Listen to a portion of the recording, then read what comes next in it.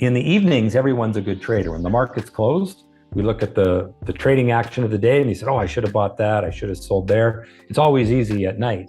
And one of the reasons for that is during the day when we have the emotional stress of real money, of fast moving markets, of having to make decisions quickly, our thinking brain, our prefrontal cortex, it turns off. And what turns on is our amygdala, our fight or flight brain. And many traders will know that they'll make trades, they'll lose money on those trades. And then after the market closes, they'll analyze those trades and they'll ask themselves, what in the heck were we doing? Like, why did I do that trade? All right, welcome back everyone. Today we're sitting down with Tyler Bollhorn and we'll discuss his experience in trading, his story, how he went through the market, how he's able to look at the market, his perspective on things. So Tyler, how's it going today? Welcome on the podcast. Great to be with you. Of course, good to talk to you. I've seen your stuff a lot online. I know you wrote a book that's been very interesting to me. The book is titled The Mindless Investor, and we'll talk about this a little bit later, but tell me more about kind of who you are and what you do these days in the market. Well, I've been trading the stock market for over 30 years. And I run a website called Stockscores.com, which is a tool for traders and investors to research the market, identify opportunities. I've been teaching people my method, my approach to the market for probably about 22, 23 years. And, I balance sort of teaching others to trade with doing my own trading. And, my favorite thing to do is to develop strategies and teaching those strategies to other people has been fun as well. One thing I like to do is always trying to go back in time and tell me how you kind of got started in trading. What was the first experience with trading you had and how did that go in the first place? Well, I was in business school, in my late teens, and I decided that since I was in business school, I should probably learn something about the stock market. So I did a trading game, a simulated stock trading game with a bank in Canada, TD Bank. And I really enjoyed it and I kind of got hooked on that. At the same time, where I grew up, had a lot of speculative stocks in the mining and oil and gas market. And so it was very common amongst my group of friends to trade those stocks. I mean, they're mostly penny stocks in those resource areas. And it just became part of my social network was to trade stocks. And, I just loved it. It would seem like a really fun thing to do. I paid my way through university, trading the stock market, and, really was hooked on it. I've never really done anything else. My last real job was being a DJ, which I did while I was at school. And I would, trade during the days, go to classes, and DJ at night. Didn't sleep much. How did that growth kind of go? Because it's one thing to trade, but it's another thing to be able to make a living from trading and actually make good income every month from trading. How did that kind of growth phase go in trading? Was it easy to grow to that level, or did it take some hurdles and tough times along the way? Well, it took me 8 years, and along the way there was a lot of ups and downs. I did okay during those 8 years, but I wasn't making great money. I started out doing what they taught me in business school, which was, studying company fundamentals and buying good companies, all that kind of stuff. And I learned very quickly that didn't really work. As a trader, maybe in the long-term sense it works, but I didn't have the patience to hold stocks for the long term. So I just started to develop my own methodology.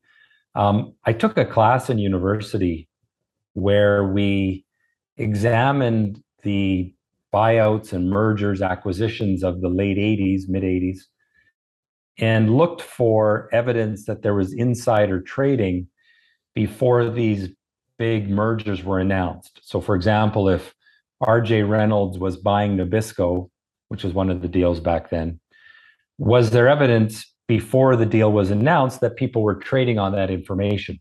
Because of course, if one company buys another, they're going to pay a premium. If the stock might be trading at $20, the buyer might say, we'll buy the whole company for $30 a share. And so if you knew about that transaction before it was announced, you obviously could have a risk-free profit because you had inside information. And so the purpose of this class, or a large part of this class, was to study whether there was evidence in trading activity of insider trading. And in that class, I learned some statistical analysis that was a way to identify whether there was something, nefarious going on. Were there people buying the stock in abnormal ways before the deal was announced? And we had these statistical tools that were quite good at identifying where there was insider trading before the deal was announced. So I began to use that in my own approach. I realized fairly quickly that the stock market isn't fair, that there's always some people that have better information than others on every stock. And it didn't matter whether we were talking about a Wall Street, New York Stock Exchange stock, or these junior oil and gas or junior mining stocks listed on these Canadian speculative exchanges. There was always, before big news, someone knew more, and someone would act in the market on that new information. And so I started using that and doing that statistical analysis, mostly with Excel spreadsheets back then, to identify stocks that were behaving weird without any news to support it. And I would buy these stocks, and then, oftentimes shortly thereafter, they would make these big runs, and often on news. And what's kind of interesting is that along the way, I actually got called into the Alberta Stock Exchange. So I lived in a place called Calgary, which you're probably familiar with. And in Calgary, there was a stock exchange called the Alberta Stock Exchange, and it was a market for primarily junior oil and gas companies. Well, I had this history of buying these stocks shortly before big news came out and doing quite well on these trades. And so the exchange called me into their offices. I'll never forget the meeting. It was with a guy named Tim Daly, who was the head of surveillance at the exchange. And he said, well, how do you keep buying all these stocks? We look at your trading records, it looks a little suspicious. And I explained to him how I did it. And I was a young kid back then. And he kind of laughed and he says, that's exactly how we find insider trading, is looking for statistically significant abnormal trading activity. And he let me go my merry way. I was pretty nervous. I thought I was in trouble, but as it happened, I wasn't really doing anything illegal. I was using market activity to identify good trading opportunities. So that was kind of the beginning. And then I just grew it from there. I started developing my own algorithms to identify stocks that are behaving abnormally. And it's really the number one thing that I still do, 30 years later, is I still focus on that very simple thing. It's the edge the same now these days compared to what it was back then? Because these days you have all these reports with insider trading. What people are trading more. Like, there's more information out there. Is it the same, or is it different now than it was back then? Well, human behavior is still the same. People are greedy. People are fearful, and that never changes. The market moves way faster now. The access to information is way better. When I started trading, I would hang out at the stock exchange because that's a place where I could get real-time quotes. And I would write down all of the stocks that were behaving abnormally that day. And then I would rush home, download data so I could look at the charts, because back then we didn't have the internet to pull up charts. So that whole process would take me 2 hours. Well, now I can do that in 30 seconds. So that's the biggest thing, is technology has made it way easier. In order to have an edge, I have to always be ahead of the crowd. So I've had to modify what I do, shorten the time frame, build new tools to always keep my edge. But the basic concept is still the same, and it's ultimately leveraging human fear and human greed. Interesting. You would think that these days things have to be a lot faster. You got to get in much faster than you did back then. Yeah, you have to get in faster if you're doing a certain kind of a trade, like a day trade, for sure. You got to be quick. But in some ways, actually, it sometimes pays to be slow still, because when you're a little bit slower and sort of wait for that second signal of abnormal activity or abnormal strength, it often is a better entry period. I mean, my basic concept is I want to buy stocks that are in play, stocks that people are excited about, but I like to buy them on weakness. So, if they have that big up day today, maybe they're up 20%, there's something abnormal going on, I actually like to wait for them to cool off and then start to move 2 or 3 days later, after the initial excitement is over, that first crowd jumped on it, I want to see the next wave coming in, because the probability of success goes up when you do it that way, and ultimately the overall profitability is better. Sometimes being slow is better. And what kind of delay do you get between seeing that that abnormal activity out there and then having the news come out and everyone jumping in? Is there like a week or more in between, or how does that work out? I don't know, because I don't read news. I used to, but I found that reading news and watching the media and doing things that normal people do actually led me astray, because it caused me to, build up an emotional attachment to the company. If you know that some company's got a new drug that they're working on, it's in for FDA approval, all the story, you listen to the hype on chat rooms and Twitter, and you get wrapped up in it, and you stop paying attention to the message of the market. And so I don't read news anymore. Oftentimes news will come out, I have no idea. I just buy and sell based on my algorithms and market activity. And when you talk about abnormal activity, what are some of the key components of that? Is it based on how much volume there is in the stock? I'm guessing it's more than that, but can you explain us a little bit kind of how that works out and what are some things to look at? So I look for abnormal price and abnormal volume activity. Now, how we define that is a little more complex than saying, oh, the stock was up 10% today, or it traded 200% of its normal volume. I have created algorithms, and then I had them programmed for me by people that built my website, and also people that developed my algorithms for TradeStation. And essentially, to simplify it, it's linear regression, looking for statistically significance in trading action, both price and volume. Again, more complex than what some people might do, but not so complex that it doesn't make sense.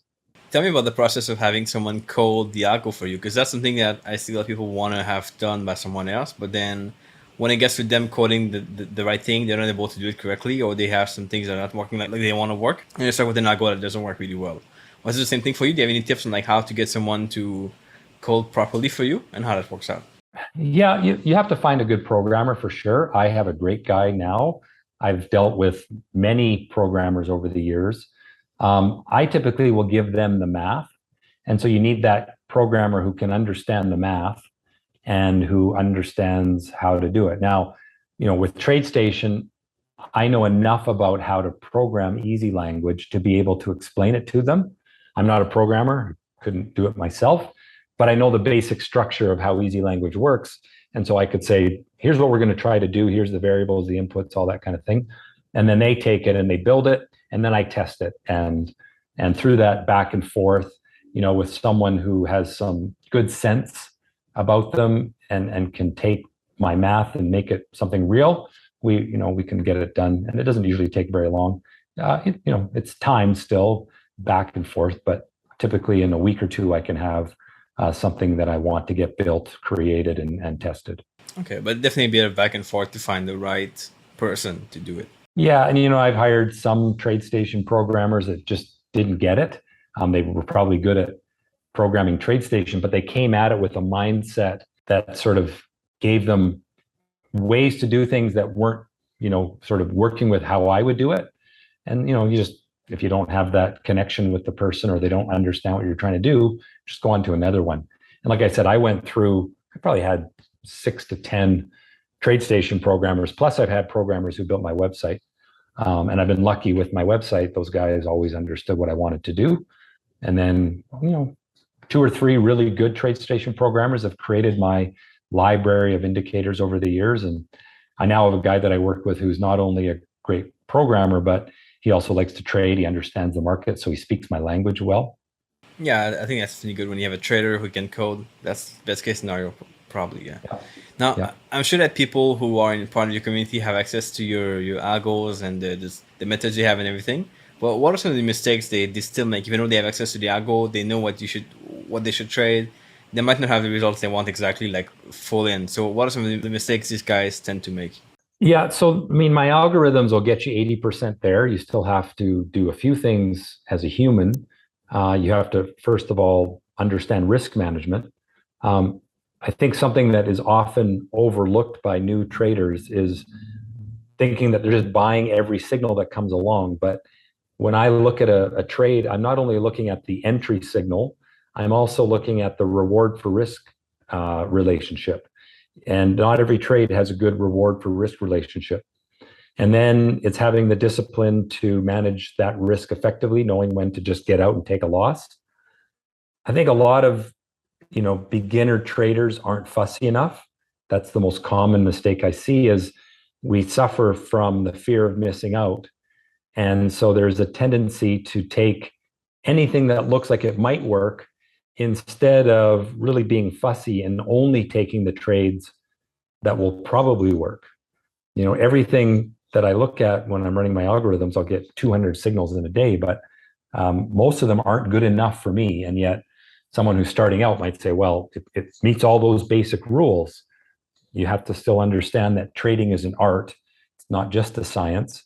And that comes with practice and experience. And I always tell my students, start slow. Don't risk any money to start with. It takes time to learn. Of course, everybody wants to make $1 million in their first month. And it's not that easy. It takes emotional control and a tolerance for risk. And you have to desensitize yourself to risk over time. And I, always stress that to my students. Most listen, some don't. And those that don't usually have a tough start. That's a very good point. The fact that sometimes better results comes with taking less trades and not more trades. People think you got to take more setup to be able to get more money out of the market. But if you take less, you can actually get better results sometimes, which is a good example. Yeah, and that's one of my sayings that I always hammer home to my students is you make more by trading less. And if you have a good success rate by trading less, then you can just add more risk per trade. I'd rather be right, 70% of the time with a much higher risk amount than be right 50% of the time with a lower risk amount and trying to churn that money over more often. It doesn't work as well. So make more money by trading less. And sometimes you just sit on your hands and do nothing. And there's nothing wrong with that when conditions warrant. Now, tell me a bit more about the psychology aspect of trading, because a lot of it is just management. That's a really good lesson. But then what about the mindset aspect that comes into trading? Yeah, so the great enemy is fear. And most people have a fear of losing. They have a fear of missing out. Those are obviously the two common fears. Fear of failure, fear that their spouse is going to get mad at them if they suffer too many losses. I mean, there's all these fears. And I think the best remedy for fear is logic. If someone says, well, I'm afraid of heights, I'm a little bit afraid of heights myself. And so if I just approach it with logic and say, you know what, I'm in a building, there's a window, piece of glass between me and the ground, it's not going to break and I'm not going to fall out of the window.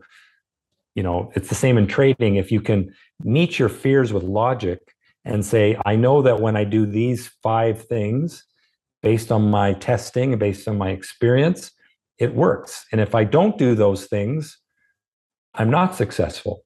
And I think you always have to go back to a plan. Now, to sort of make things a little more complex is in the evenings, everyone's a good trader. When the market's closed, we look at the trading action of the day and you said, oh, I should have bought that. I should have sold there. It's always easy at night. And one of the reasons for that is during the day when we have the emotional stress of real money, of fast moving markets, of having to make decisions quickly, our thinking brain, our prefrontal cortex, it turns off. And what turns on is our amygdala, our fight or flight brain. And many traders will know that they'll make trades, they'll lose money on those trades. And then after the market closes, they'll analyze those trades and they'll ask themselves, what in the heck were we doing? Like, why did I do that trade? Well, it's because you weren't actually thinking. You were acting on fear, acting on greed. You were trying to save yourself in the way that you might run away from a bear. And instead of following your rules, following your methodology, you're doing things based on the fear of missing out, the fear of losing money. So one thing I spend a lot of time with my students these days, I didn't do this in the past, is teaching them just to breathe, teaching them to keep a clear mind and almost have like a meditative state when you're trading. I tell them, You should breathe in and out with the same pace and have long exhalations. You should feel your diaphragm moving out. I mean, all of this stuff sounds like it's coming from a yoga class, but it's essential to keeping your mind in the right frame of mind. Because if you're not, you will, fall into that trap of thinking with your lizard brain, that prehistoric brain, which doesn't think very well. That's a good point. Sometimes we get caught up when we trade into some patterns, some emotions. Then to get out of it, it's breathing is necessary to kind of get back on the right stable state of mind. So that's a good point. How do you know when you're about to make the wrong decision in the market? Is it based on, I mean, you know for experience for sure, but how can someone know based on how they feel when they trade that they're going to make the wrong decision in the market? Well, I think if you have that emotional response where you're nervous, your adrenaline is going, your heart is racing, that's not a way to make good decisions. So if you're chasing things, if you're chasing stocks, if you're not following your rules, and it's very hard to catch yourself. I mean, in the heat of the moment, especially if you've just had a loss, you're trying to, people typically want to make back the money that they just lost. And so they almost revenge trade. They're trying to make back that loss and they don't follow their plan anymore. I tell all my students, you should always have a one-page written plan on your desk beside your computer with even a little checklist. Not because you don't know the rules, but because in the heat of the moment, it's very easy to stray from your plan. And having that piece of paper there is something to go back to and say, am I doing this right? And it might take you an extra few seconds, but your decisions will be better. And again, trying to stay calm. And if you feel like you're anxious, in poker, they call it, I think, going full tilt, where you get off the rails emotionally, step back from your screen. I have a gym in my office. And, if I feel like I need to let off some steam, I'm looking at it right now. It's over there. I just go do some chin-ups or something to get the mind in the right place again. Now, we talk about one aspect, which is people who tend to jump in too fast. Do you have students who are the opposite, where like they have a tough time to get in the market? They have a tough time to jump in? Oh, for sure. Yeah. I mean, there's very common things that all people struggle with, but not everyone struggles with the same things. Some people are gamblers and they just throw caution to the wind and are reckless. Some people are overly cautious and they can't pull the trigger. And it all comes down to the emotional attachment to money. And there's really two ways to overcome that. One is to be comfortable with the risk you take. And by that, I mean, if you can not be bothered by losing $100, then that is your risk tolerance. If losing $1,000 is too much, then you should not be taking trades where you've got that kind of risk tolerance. And so trading inside of your emotional risk tolerance is important. Now, you can desensitize yourself to risk over time. But I always tell my students, I don't care if you have $10 million or $10,000, start trading with very low amount of risk so that you're tolerant of it. And that'll keep your emotions in check.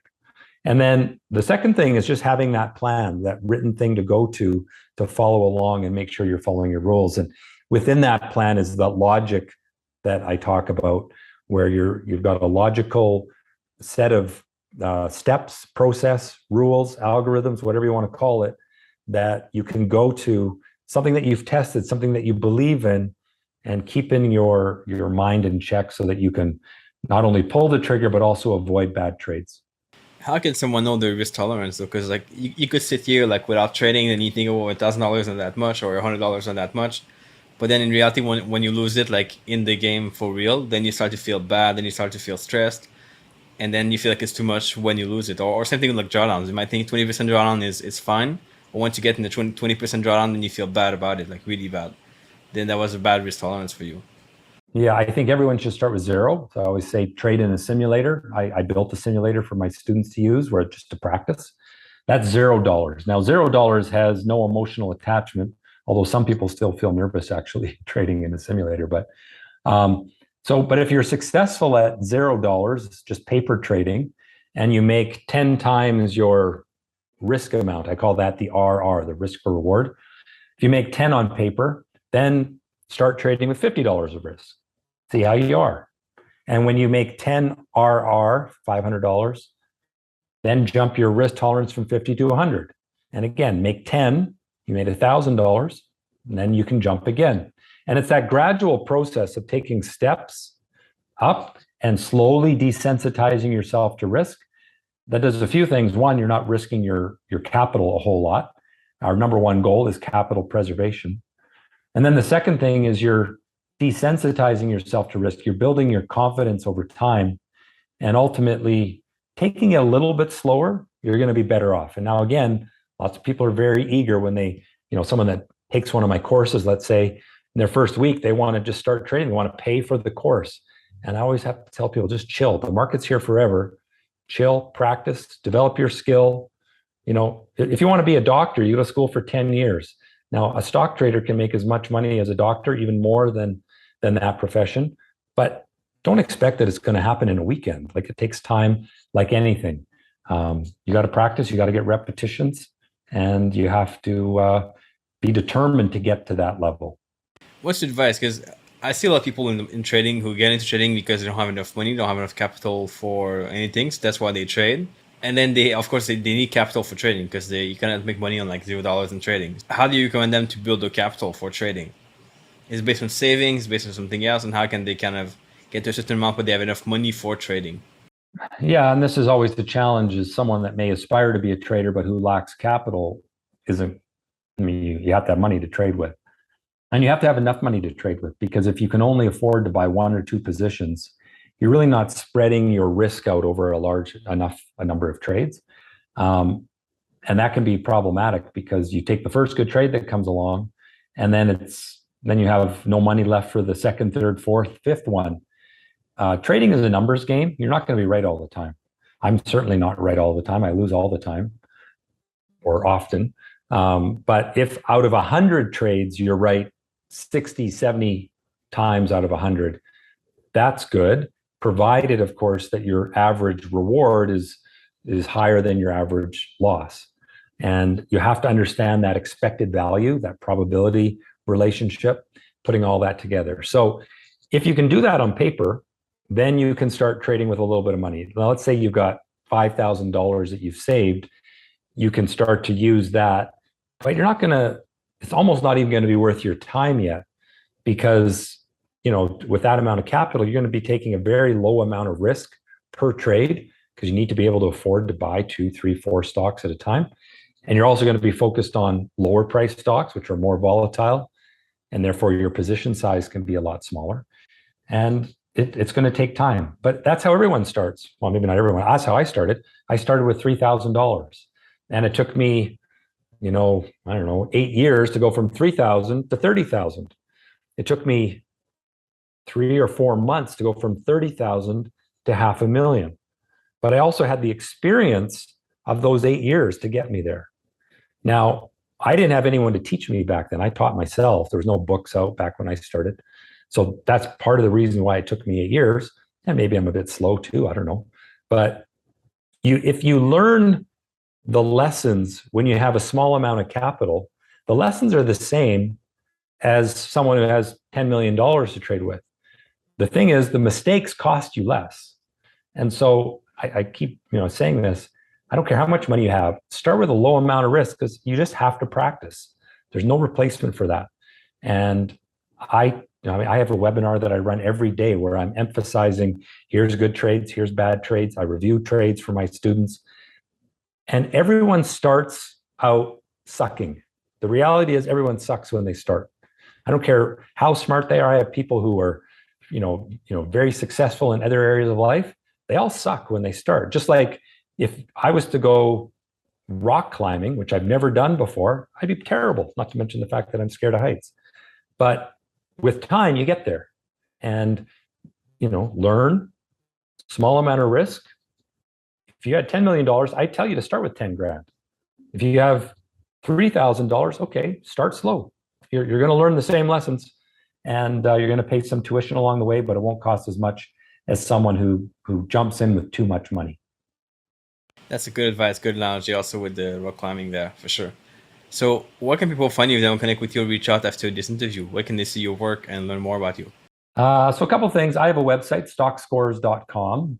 People can certainly go there, and there's lots of free content on there. There's also content that you have to pay to get at, but I would just focus on the free stuff. And then the other really good free content is every week on YouTube, I do a weekly video where I have a little comment on some aspect of trading. I analyze the markets, give you a sense of where I think the markets are going short term and long term. And then I usually talk about a day trade from the week for those who are into day trading. And that's all free. So just go to YouTube and search for Stockscores and you'll find me there with a new video every week. And it's all free. Awesome, pretty cool. We'll link that below the show note here of the video and the podcast as well. Your channel, your book also, and your website for sure. People can check this out. And I appreciate your time, Tyler. I think it's been very good advice for people. I think people can learn a lot from this. I know you've been trading for a lot more years than I did, which is good to learn from your experience and kind of what you did wrong and things you can do better, of course. So that's always good to learn. And hopefully we can catch up pretty soon and discuss more stuff about trading. Yeah, well, it's great to be with you, and hopefully we'll connect again soon.